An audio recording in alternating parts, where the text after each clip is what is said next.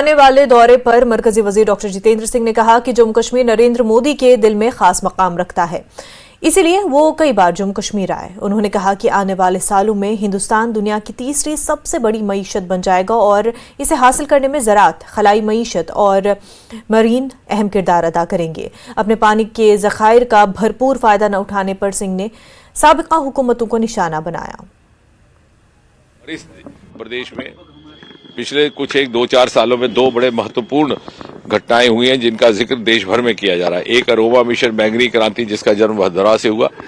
26 जनवरी को कर्तव्य पथ पर उसे दिखाया भी गया और ये धारणा भी जाती रही कि स्टार्टअप होने के लिए आपको जरूरी है, लाजिम है कि IIT से पढ़ाई की हो या बहुत बड़े विज्ञान के छात्र हो। वहां कुछ ऐसे भी बच्चे हैं जो अभी ग्रेजुएशन भी नहीं किए हुए। सरकार की ओर से पूरी तकनीकी सहायता, पूरी आर्थिक सहायता उपलब्ध की जा रही है।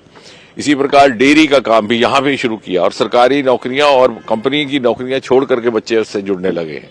तो मुझे लगता है कि हमारा ये दायित्व है कि इन सक्सेस स्टोरीज को हम और ज्यादा समाज में प्रसारित करें। केंद्र सरकार CA को लेकर जो है नोटिफाई करने जा रही है और लोकसभा की तैयारियां आप कैसे देखते हैं? नहीं, लोकसभा तो भारतीय जनता पार्टी तो सदा हर चुनाव के लिए तैयार रहती है और जैसे मोदी जी ने कहा कि 370 पार, उसके बाद और कुछ जोड़ने को ना उचित है ना आवश्यकता है। PM 7 मार्च को कश्मीर जा रहे हैं, क्या कुछ रहेगा वहाँ पे?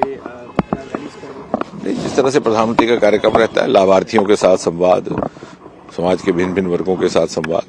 प्रधानमंत्री जी हमारा ये सौभाग्य है कि वो बार बार जम्मू कश्मीर की चिंता करते हैं, यहाँ का प्रवास भी करते हैं। यहाँ तक कि जब यहाँ बाढ़ आई थी तो उन्होंने अपनी पहली दीपावली भी बाढ़ पीड़ितों के बीच में मनाई थी। कंडी का, शाहपुर कंडी को लेकर के पहले तो ये भी हमें बात समाज में समझानी चाहिए कि इस परियोजना का महत्व क्या है। तो 1960 में इंडस वाटर ट्रीटी का संधि का हस्ताक्षर हुए थे। पाकिस्तान में हमारे राष्ट्रपति अयूब खान थे, यहाँ पर तत्कालीन पंडित जवाहरलाल नेहरू प्रधानमंत्री, और उसमें तय हुआ था कि 3 नदियां हमारे हिस्से में आएंगी, जिसमें रावी, सतलुज, ब्यास। 3 नदियां जाएंगी पाकिस्तान के हिस्से में। जब पानी का बंटवारा हुआ उसमें सिंधु, झेलम और चनाब, यानी इसका अभिप्राय ये कि हमारे हिस्से में बड़ा दरिया जो आया, रावी आया। अब सवाल था कि वहां पर एक डैम बना करके उस पानी को रोका जा सके ताकि उसको सिंचाई के काम लाए, और उसका सबसे अधिक लाभ पहुंचना था जम्मू कश्मीर के 2 जिले कठुआ, सांबा, और उस तरफ के 2 जिले गुरदासपुर, और तब तो पठानकोट नहीं बना था, पठानकोट भी जिला बन गया। लेकिन नामालूम क्या, मुझे लगता है ये भी कभी विश्लेषण का एक विषय बनेगा कि 40 साल तक, लगभग 35, क्योंकि 1990 के शुरुआत में ही इसकी योजना के निर्माण का काम तैयार करने की क्रम शुरू हो गया था, लेकिन इसे रोक दिया गया। क्यों इसको रोका गया, क्यों कर इस पे आगे प्रगति नहीं हुई? शायद ये बोर्ड की राजनीति थी या तत्कालीन सरकारें चाहती नहीं थी कि जो कंडी का इलाका है इसमें भी कोई विकास हो।